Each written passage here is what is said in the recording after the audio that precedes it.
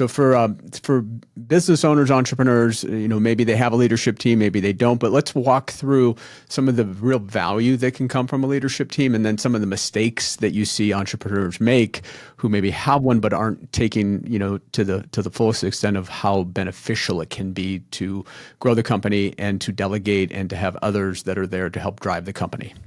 Yeah. Yeah. It's really interesting because, I started at that architecture firm right out of school. I thought I was going to be there for 6 months and then go back to grad school and become a counselor or something psychology-ish. I don't know. And I ended up being there 16 years. So, because I loved it. And I got to use both sides of my brain, left and right brain. But I tell you that part of the story because that was the only real place I'd ever worked. I'd had jobs all through high school, but I wasn't like in a company like that. And so I didn't know some of the things that we did were somewhat unique. Like that isn't how all companies do everything.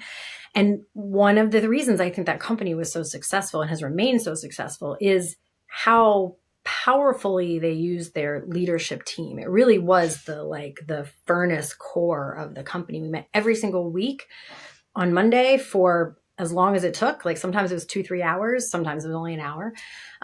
They did annual retreats where for like a week where they would dig into everything. They really gave it a lot of time and attention. And then it wasn't until I started working with all these other companies, like sometimes I'd be like, wait, you don't ever meet as a leadership team? I'm like, what, how do you how do you do things? Like, how does this work? So just even having a leadership team that meets is the first step. And that sounds so basic, but some people don't do that. The real thing that makes a leadership team like 1 + 1 = 7 is because the sort of next level is I'll meet people who have a leadership team and they do meet.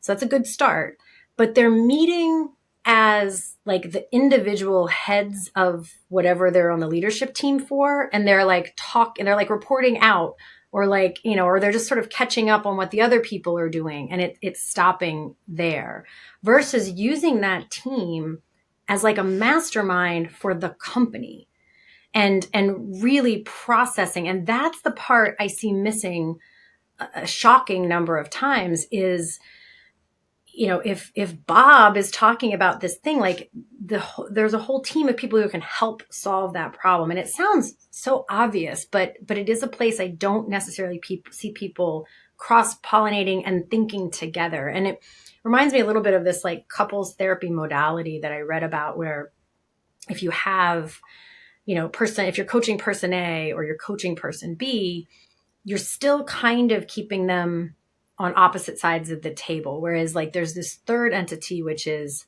the relationship. And if you coach the relationship, then these people will get what they need. And it's that concept of like, there's everyone at the table representing whatever they're representing. And then there's the company and having those intentional conversations of like, so not just talking about what is service need or programs need or whatever the divisions are, but like, what does the company need? And having that highest level conversation, because the place I see companies drag in their development is when the CEO imagines that it's their job to figure all that stuff out and then tell their team. Because not only is that missing out on the resources of all the other brains that are also seeing a bunch of things you don't see. So they also have added information you don't have.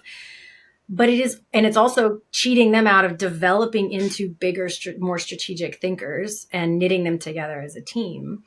But it also means that you then have the burden of describing, you've gone through this huge, long process of thinking about all these different things. And then you're just going to come in. It's like walking in and telling the punchline of a joke and being shocked that people aren't laughing. It's like they didn't see the whole process you just went through. So they can't appreciate that. And what's interesting about this is that same thing happens then when leadership teams grapple with something and then try to go back and tell the whole team, tell the broader company about it. They're often frustrated that everyone isn't all immediately like, oh, that's a great idea.